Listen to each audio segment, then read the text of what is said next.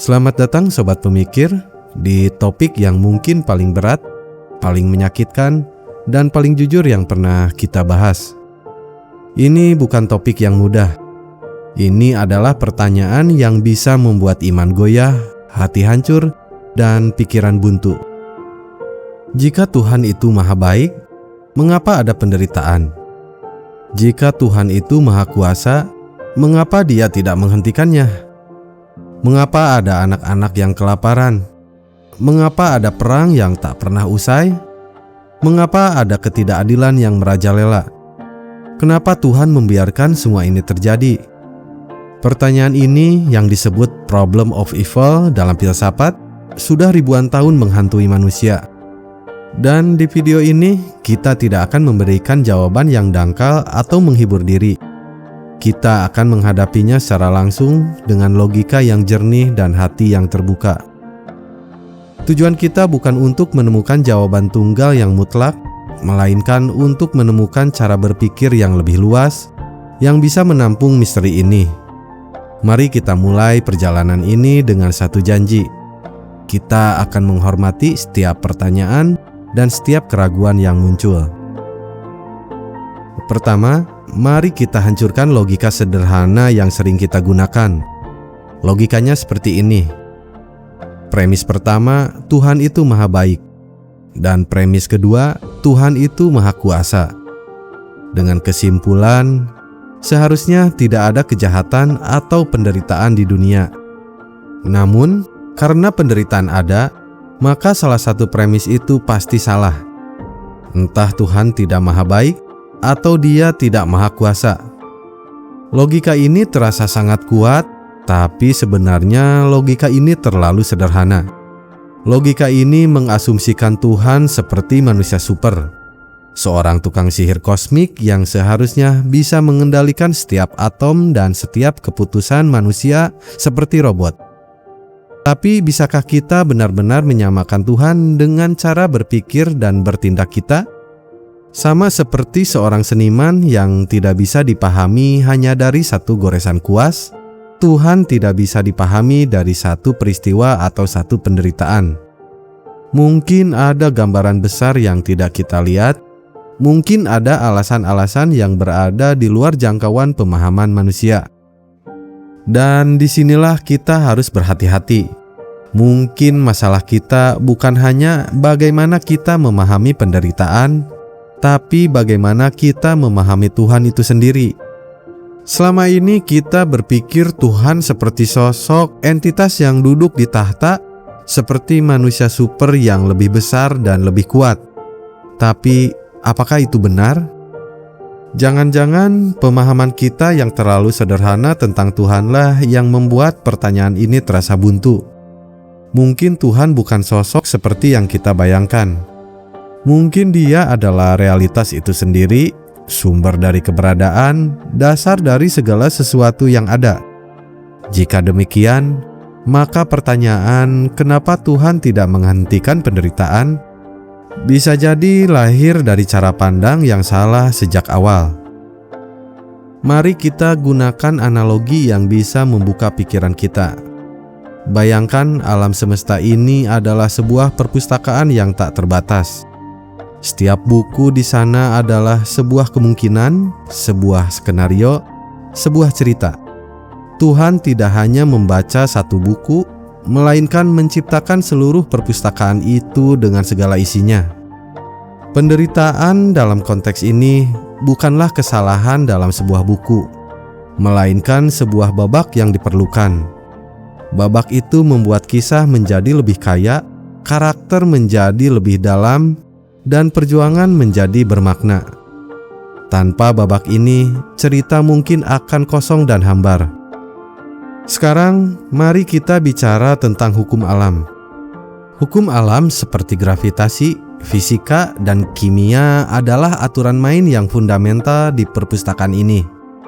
Jika Tuhan mengubah hukum-hukum ini setiap kali terjadi penderitaan, maka perpustakaan ini tidak akan memiliki aturan yang konsisten. Kehidupan tidak akan stabil. Kita tidak bisa membangun rumah, memprediksi cuaca, atau bahkan hanya sekedar berjalan tanpa terjatuh. Hukum alam yang konsisten, meskipun terkadang menyebabkan bencana, adalah fondasi dari keberadaan kita. Yang terpenting, mari kita bicara tentang kebebasan memilih. Inilah anugerah terbesar dan paling menakjubkan yang Tuhan berikan.